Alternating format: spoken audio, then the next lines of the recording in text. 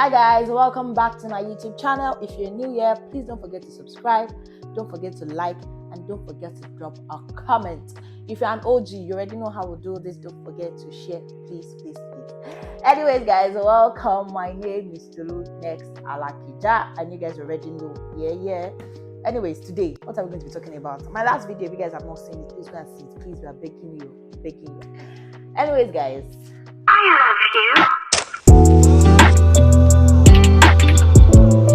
What we're going to be talking about is relocating. You know, some of the things that you didn't know you would experience when you relocate and nobody told you about it. You are never prepared for it. It just happens. And you're like, how am I going to figure it out? A whole lot of things. Whether you're relocating as a student, whether you're relocating as a skilled worker, anywhere in the abroad, Asia new, North America new, South America new, Europe new, just know that even if you are relocating back to Africa, just know that there are some things that will eat you, and then you'll be like, hello, how this thing they happen? Where did they come from? You understand? And I'm like, was the relocation worth it in the first place? Like, kilo tears, like, why are you here? What's the cocoa, right? I have a list of stuff I want to actually point out. Oh, people say, don't tell us, let us come and experience it. See, nobody's saying you won't come and experience it too. But it just be like same person, they tell you like ahead. So maybe you prepare your mind, say, this thing what you want to do, so now so it be. So let's start with the money to relocate with. Whether you are going as a student, whether you are going as a skilled worker, you will still spend the money. Now you see that money, oh God. You know the funny thing, they no tell you say na like this. You know that advert where they see about relocation, about Japa and everything, where they will tell you say you can go with $2,000. Like that's like saying that you can travel with $500,000, $1 million, and you're like, just do am, you don't already get that $500,000 for hand, so $500,000 don't deal with you. You can't say, okay, me will use them. They are not going to prepare you for the amount you are going to spend before you even get to where you are going to, and they are also not going to prepare you for the amount you are going to spend when you get there. You come to ask yourself, why didn't you break this thing down, Egbami? Why didn't you just tell me, babe, this is what I will spend? Why didn't you tell me, babe, so is what I will spend? It's almost as if they smuggle person come out, because you know when they smuggle you come out for one place, they don't tell you, say, okay, this and that. They will actually just smuggle you out of it, and when you get where you're going to, you'll be like, hey, this is what I'm going through. My dear, nobody prepares you for the amount of money you're going to spend. Nobody prepares you for the financial issue about relocating. You start with may God come bless you, don't have your passport yet in Nigeria. You start with getting your passport. If you're a student, you start with paying deposits.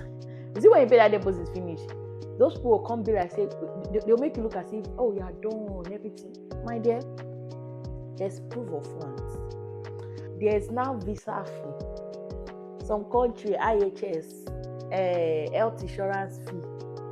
After you now do all those ones, visa can't come out. They can't say, oh yeah, can't they go? Tickets. Bam.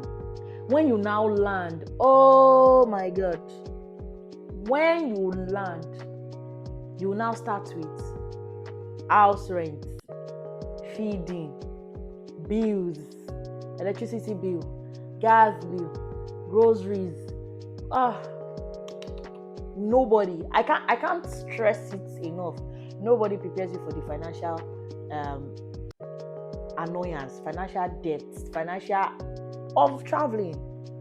That's it. So let me just tell you ahead. Just prepare your money. Just know, say you go get gbese. That one na steady. That's one. Secondly, nobody prepares you mentally. In a common place where we say you practically lived 1/3 of your life, you can't go another place. Nobody prepares you mentally for the weather, for the way people behave. you see that weather? Oh my God. See, no matter the place you're going to, it can't be like the place you were coming from. It's either it is colder than where you're coming from, or it is hotter than where you're coming from. Just know that it cannot be as balanced as where you're coming from. So you are now trying to talk to your head, say, guy, reason I'm gonna say where we dey so it cold though.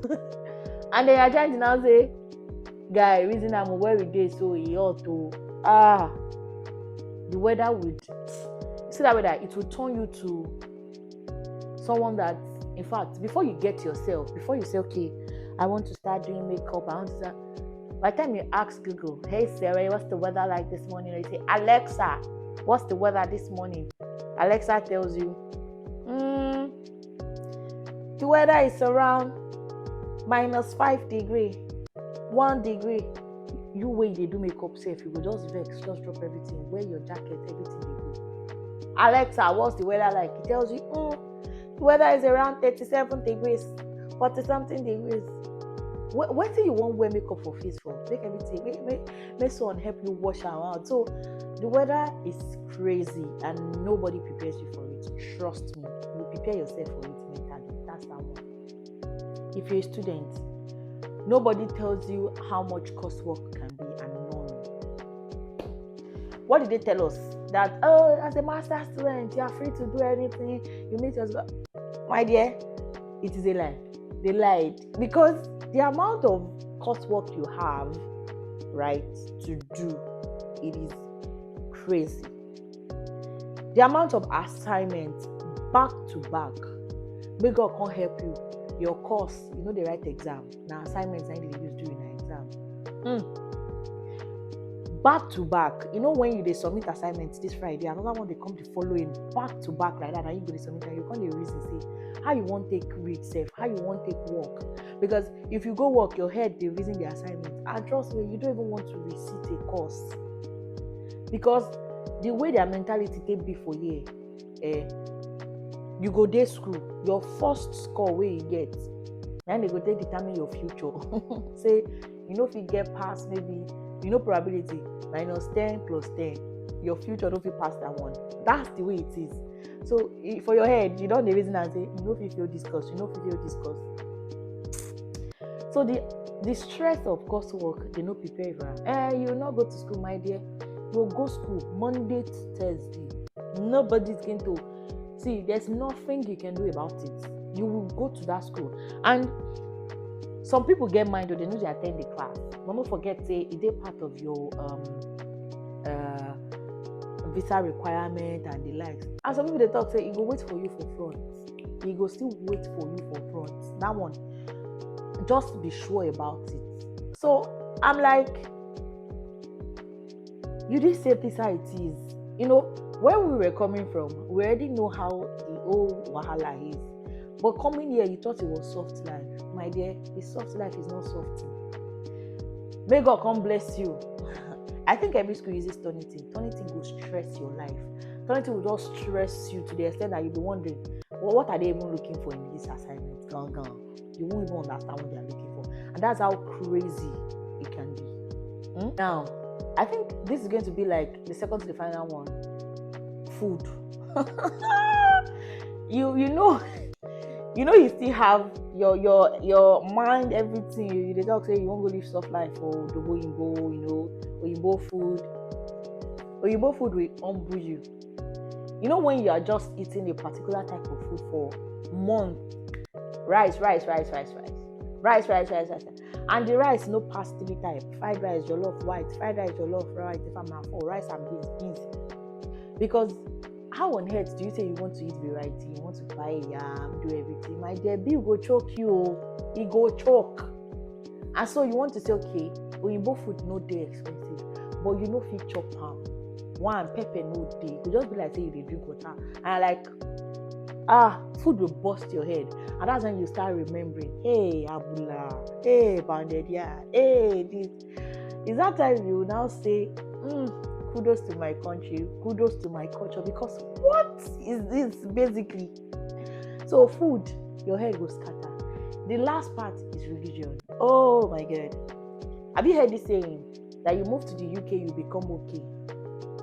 When you did where you did before you relocated, you were going to church back to back, morning program, you are there, evening there, vigil there, this there. But then when you reach here, the rate at which you are picking shifts, it will humble your faith. And you just have to just ask God for that grace. I'm telling you, because it will humble your faith. You know when you're like, okay, you have service on Wednesday and you're already determined that this service will I will go. You don't get shift since Wednesday morning. You just come call, you say shift day. You know what did happen? Most people know they think I'm twice. They will collect the shift finish. They will come, they say, and I get your program, but let me just pick the shift now. That's the way it is. Do you get? So your faith go they drop, and then one part of your head will come, they tell you, say, the things you need to pray for are already here. Just this small prayer and you need. You don't need all this. Hey. You guys should go to my Instagram page at nextalakija and see what I've been talking about when it comes to religion, when it comes to faith rather, and relocating and all of that. You guys should go there and go and watch my reels. You will see what I'm talking about, because nobody prepares you for all of these things.